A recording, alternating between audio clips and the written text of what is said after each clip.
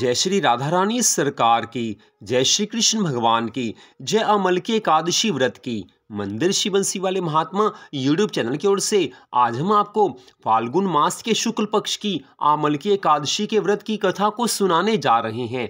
इस वर्ष 2024 में फाल्गुन मास के शुक्ल पक्ष की आमल की एकादशी का व्रत 20 मार्च 2024 दिन बुधवार को रखा जाएगा। तो आमल की एकादशी के व्रत की कथा इस प्रकार है।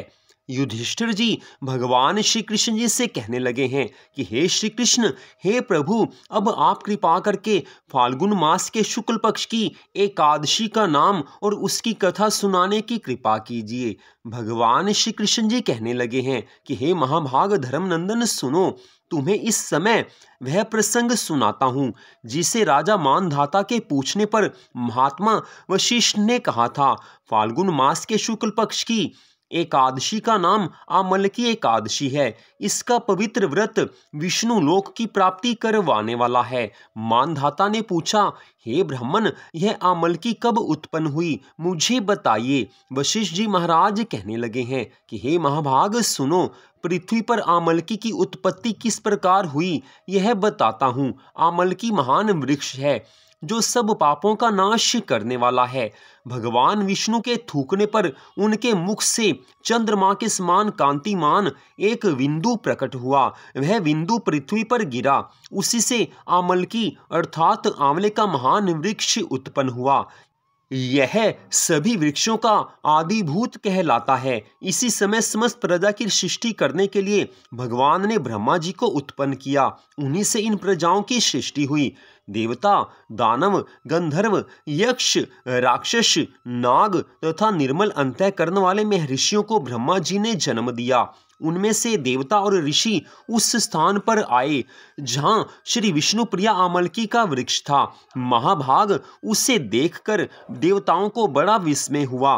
वे एक दूसरे पर दृष्टिपात करते हुए उत्कंठा पूर्वक उस वृक्ष की ओर देखने लगे और खड़े खड़े सोचने लगे कि पलाक्ष, पाकर आदि वृक्ष तो पूर्व कल्प की ही भांति हैं, जो सब के सब हमारे परिचित हैं, किंतु इस वृक्ष को हम नहीं जानते। उन्हें इस प्रकार चिंता करते हुए देख आकाशवाणी हुई कि महर्षियों, यह सर्वश्रेष्ठ आमलकी का वृक्ष है जो विष्णु भगवान को अत्यंत प्रिय है। इसके स्मरण मात्र से गोदान का फल मिलता है। स्पर्श करने से इससे दुगुना और फल भक्षण करने से तिगुना पुण्य प्राप्त होता है।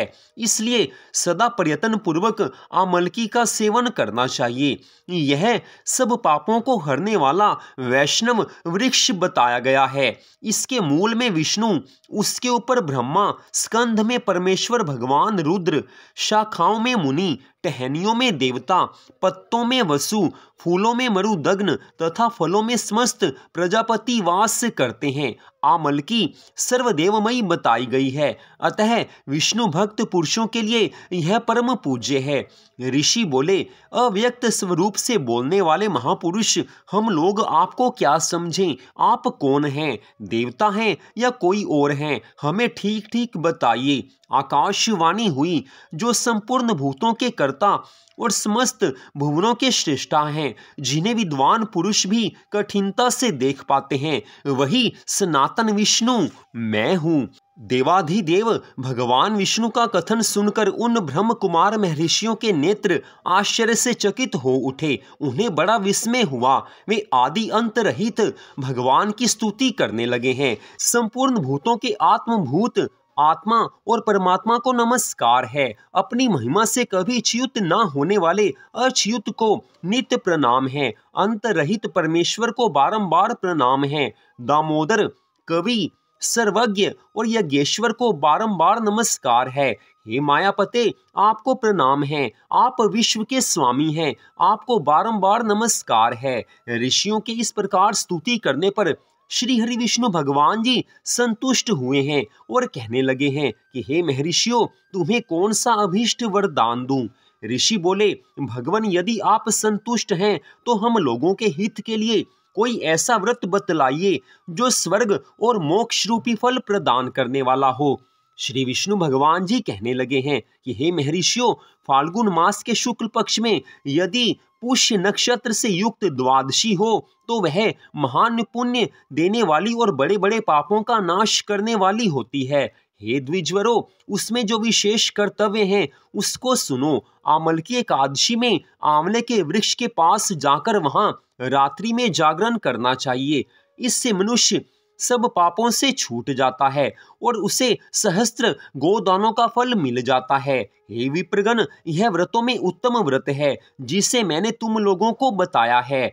ऋषि कहने लगे हैं कि हे प्रभु, इस व्रत की विधि बतलाइए, यह कैसे पूर्ण होता है, इसके देवता, नमस्कार और मंत्र कौन से बताए गए हैं, उस समय स्नान और दान कैसे किया जाता है, पूजन की कौन सी विधि है तथा उसके लिए मंत्र क्या हैं, इन सब बातों का यथार्थ रूप से वर्णन कीजिए। श्री हरि विष्णु भगवान जी कहने लगे हैं कि हे द्विजवरो, इस व्रत की जो उत्तम विधि है उसको श्रवण करो। एकादशी को प्रातःकाल दंत धावन करके यह संकल्प करें कि हे पुंडरीकाक्ष, हे अच्युत, मैं एकादशी को निराहार रहकर दूसरे दिन भोजन करूंगा, आप मुझे अपनी शरण में रखें। ऐसा नियम लेने के बाद पतित, चोर, पाखंडी, दुराचारी, मर्यादा भंग करने वाले तथा गुरु पत्नी गामी मनुष्यों से वार्तालाप नहीं करें, अर्थात ऐसे पापी पुरुषों से बातचीत नहीं करें।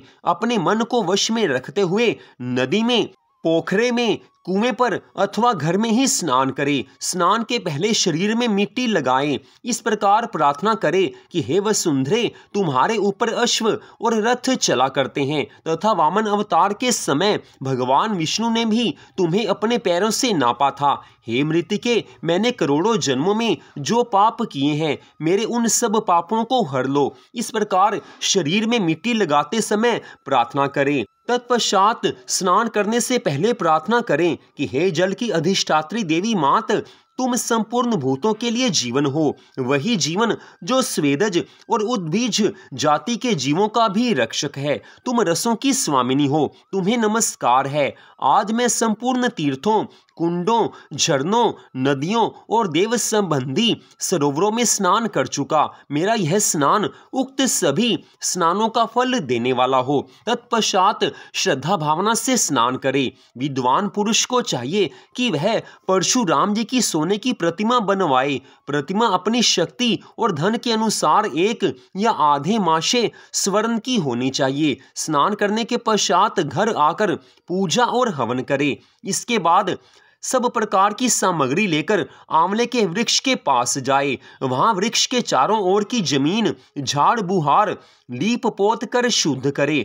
शुद्ध की हुई भूमि में मंत्र पाठ पूर्वक जल से भरे हुए नवीन कलश की स्थापना करे। कलश में पंचरत्न और दिव्य गंध आदि छोड़ दें। श्वेत चंदन से उसको चर्चित करे। कंठ में फूल की माला पहनाएं। सब प्रकार के धूप की सुगंध फैलाएं।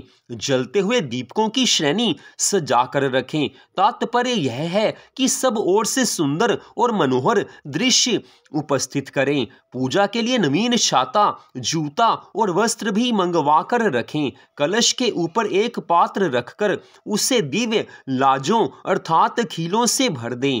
फिर उसके ऊपर स्वर्णमय परशुराम जी की स्थापना करें। विशोकाय नमः कहकर उनके चरणों की, विश्व रूपिणे नमः से दोनों घुटनों की, उग्राय नमः से जांघों की, दामोदराय नमः से कटी भाग की, पद्मनाभाय नमः से उदर की, श्रीवत्सधारिणे नमः से वक्षस्थल की, चक्रिणे नमः से बाईं बाह की, गदिने नमः से दाहिनी बाह की, वैकुंठाय नमः से कंठ की, यज्ञ मुखाय नमः से मुख की, विशोक निधे नमः से नासिका की, वासुदेवाय नमः से नेत्रों की, वामनाय नमः से ललाट की, सर्वात्मने नमः से संपूर्ण अंगों तथा मस्तक की पूजा करें। यही पूजा के मंत्र हैं। तदनंतर भक्ति युक्त चित्त से शुद्ध फल के द्वारा देवाधिदेव परशुराम जी को अर्घ्य प्रदान करें। इस प्रकार प्रार्थना करें कि हे देव देवेश्वर जमदग्नि नंदन श्री विष्णु स्वरूप परशुराम जी, आपको नमस्कार है,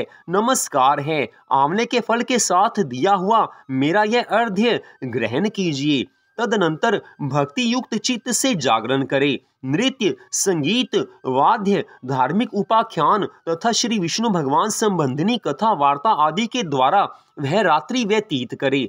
उसके बाद भगवान विष्णु के नाम ले लेकर आमलकी वृक्ष की परिक्रमा 108 या 28 बार करे।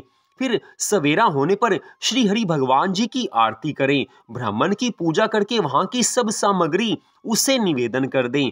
परशुराम जी का कलश, 2 वस्त्र, जूता, सभी वस्तुएं दान कर दें और यह भावना करें कि परशुराम जी के स्वरूप में भगवान विष्णु मुझ पर प्रसन्न हो।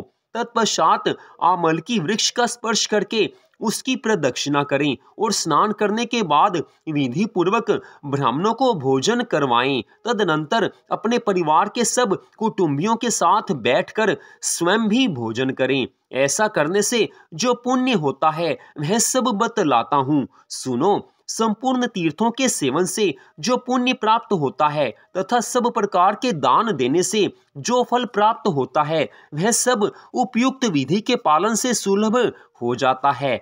समस्त यज्ञों की अपेक्षा भी अधिक फल मिलता है, इसमें कुछ भी संदेह नहीं है। यह व्रत सब व्रतों में उत्तम व्रत है जिसका मैंने तुमसे पूरा वर्णन किया है। वशिष्ठ जी महाराज कहने लगे हैं कि हे महाराज, इतना कहकर देव देवेश्वर भगवान विष्णु वहीं अंतर ध्यान हो गए हैं। तत्पश्चात उन महर्षियों ने उक्त व्रत का पूर्ण रूप से पालन किया। हे राजन, इसी प्रकार तुम्हें भी इस व्रत का अनुष्ठान करना चाहिए। इतनी कथा सुनाकर भगवान श्री कृष्ण जी धर्मराज युधिष्ठिर से कहने लगे हैं कि हे राजन, यह धूर्धर्ष व्रत मनुष्यों को सब पापों से मुक्त करने वाला है। इस कारण सभी मनुष्यों को फाल्गुन मास के शुक्ल पक्ष की आमलकी एकादशी का व्रत अवश्य रखना चाहिए। तो यहीं पर फाल्गुन मास के शुक्ल पक्ष की आमलकी एकादशी के व्रत की कथा का विश्राम होता है। यह व्रत मनुष्यों को सब पापों से छुटकारा दिलाता है और मनुष्य की सभी मनोकामनाएं इस व्रत से पूर्ण हो जाती हैं। तो मंदिर बंसी वाले महात्मा यूट्यूब चैनल की ओर से आज की इस कथा को सुनने के लिए आप सबका हार्दिक धन्यवाद। भगवान श्री राधा कृष्ण जी की आमलकी एकादशी व्रत की अनंत कृपा सदा आप सब पर, आपके परिवार पर बनी रहे। इसी मंगल कामना के साथ जय श्री राधा रानी सरकार की, जय श्री कृष्ण भगवान की, जय आमलकी एकादशी व्रत की। जय जय श्री राधे, जय जय श्री राधे, जय जय श्री राधे श्याम।